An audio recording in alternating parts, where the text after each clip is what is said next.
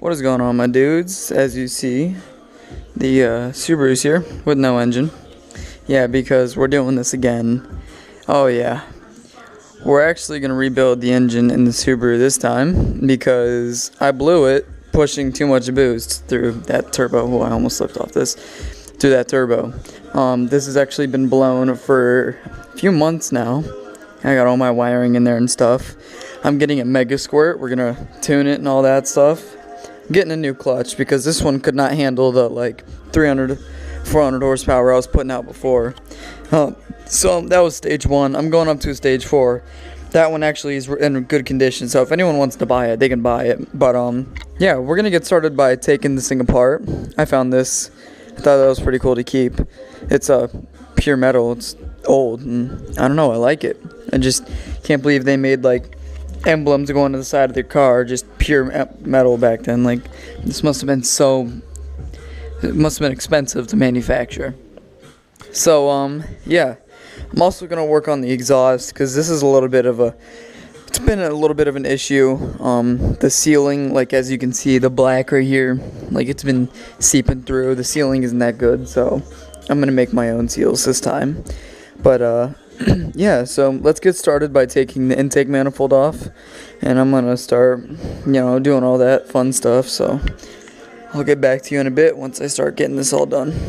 I just wanted to point out I'm gonna take the connections off on the injectors. So this side, this black one is first. Oh yeah, it's not coming off. And the gray one, oh, that wasn't even clipped in there. Gray one second on this side.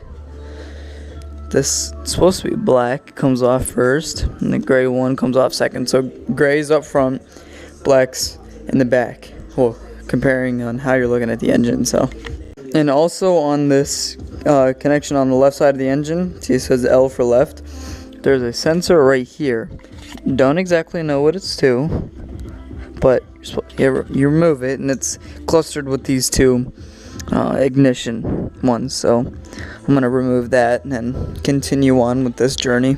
So I just took out my rising, it's just spewing gas everywhere.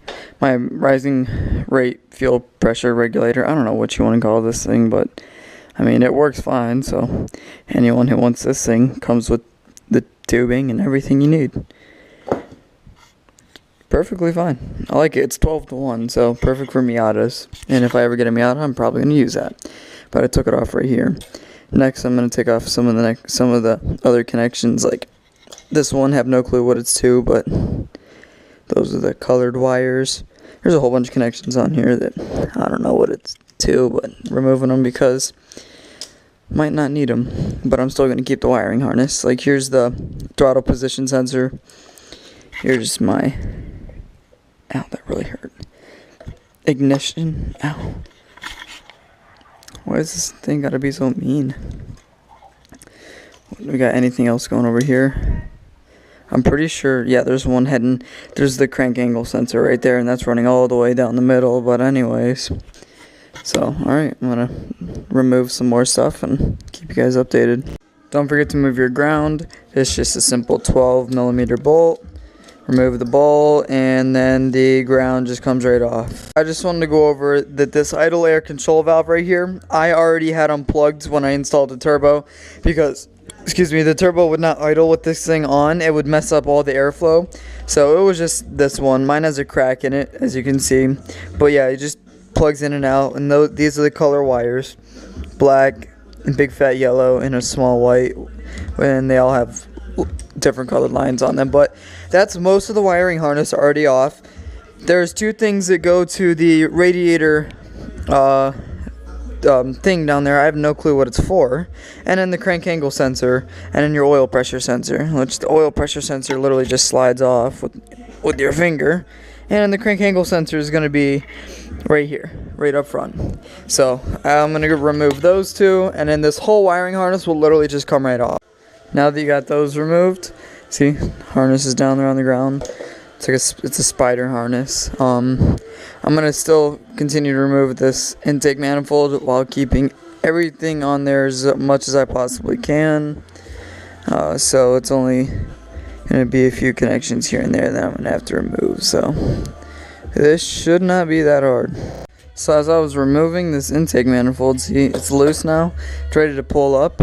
I disattached one of the vacuum lines from here going in the crankcase. And the thing literally just snapped.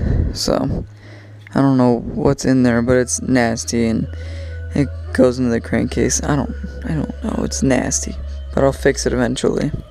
Just want to get it on video. Two things you gotta be careful of is this tube is connected to the idle air control valve on the right side, and this tube is connected to underneath the throttle body. There's something underneath there, and then there's a wire where I have no clue where it goes, but yeah, so there's part of it already off.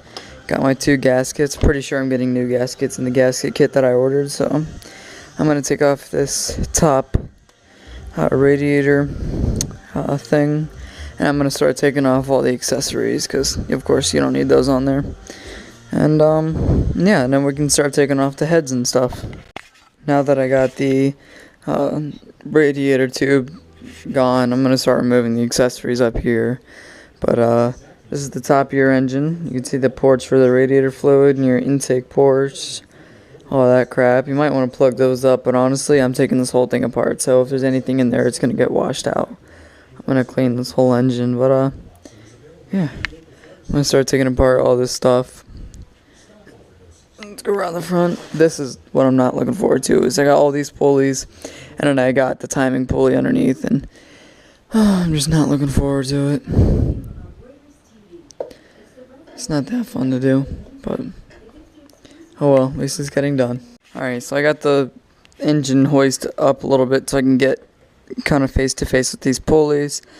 We're going to remove the accessories pulleys first. This I'm not sure how to remove, but we'll get to that last.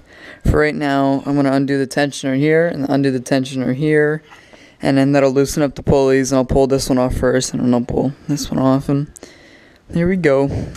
Alright, I got the air compressor running, so I don't know if you can hear me. Back out here, it's a few days later. I skipped school today just to work on this thing. I'm going to take off the motor mounts on both sides. I'm going to remove whatever this thing does. I know that's the radiator outlet, but like whatever this tube is and all that fun stuff. And I'm going to remove the oil pan and the oil dipstick. And I'm going to drop the engine like down so I can start removing these, because I can't remove these unless all this is gone. So here we go. Alright, so I got the underneath, I got all of the stuff out, oil pan, thermostat, stuff like that. So I'm going to drop it on 2 wooden blocks so I'm able to relieve the pressure off the mount so I can start taking all this off, and then basically it's not going to go up onto the mount again. I'm gonna do it all on the ground, so let's drop it on the ground. Real fast, I wanted to take off my clutch and flywheel. Got the clutch off, flywheel's coming off. This last bolt will not move, so I'm heating it up to a good like 300 degrees. Who knows how hot that butane torch is, but heating it up.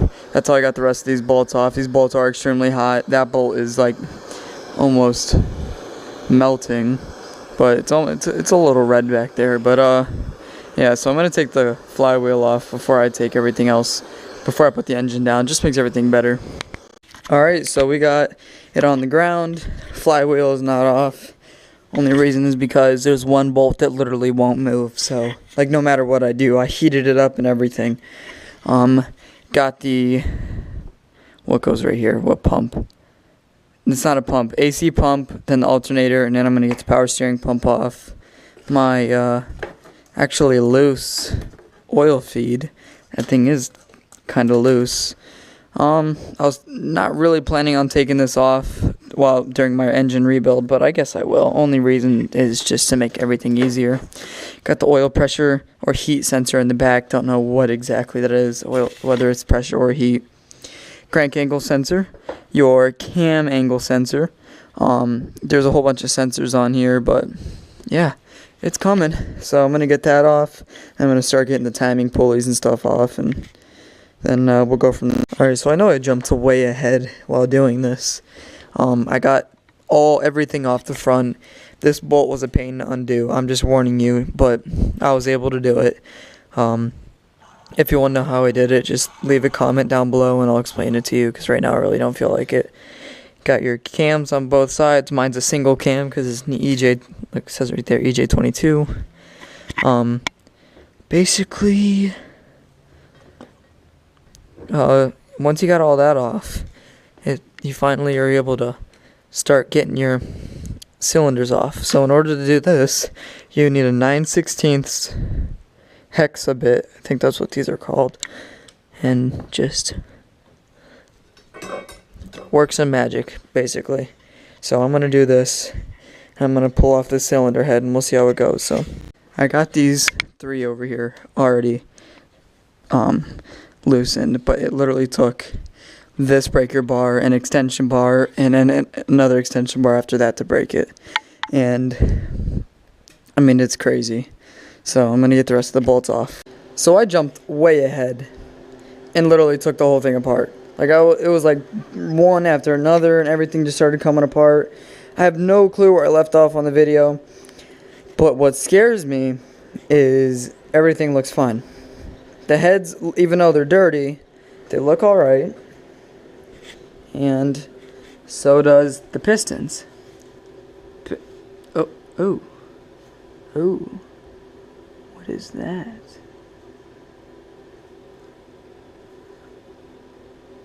Well, we'll find out more when we split the crankcase. But that doesn't look too good. That don't look too good at all. I mean, the cylinder walls seem alright. Oh, gotta go over the other side. Oh no, you guys probably can't even see this, but there is oil inside 2 of the cylinders. The other 2 are alright. But yeah, basically, tomorrow, there's stuff off the front that has to come off before you can split the crankcase, but not too much has to come off. So, yeah. I'll go more in depth on this section right here, because this section I know I'm going to get lost in, and I'm going to look back at this video for help. So, but yeah, here's a head gasket down here. I was sitting in the guck, but I'm getting new head gaskets and that fun stuff. But slowly by slowly this is coming together. Well, actually not coming together, being taken apart. I'm going to end this video here. This is part 1 of the engine teardown. Engine's looking kind of good, kind of not. Who knows? I don't know anything about Subaru motors, at least the insides of them. But luckily, with this, I can redo my exhausts on the bottom because they're all screwed up. But, yeah.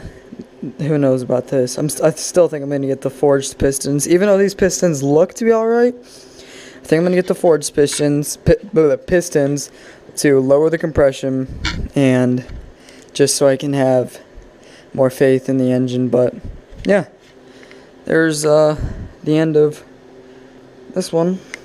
All my head bolts. Matter of fact, snapped a head bolt in half. And I hit myself in the jaw and literally feels like I broke it. That feels amazing. But alright, I'll check you guys in part 2 of this engine teardown. Probably going to start it tomorrow. Who knows when this video is going to get uploaded because I'm lazy. But see you guys in the next video. I miss this.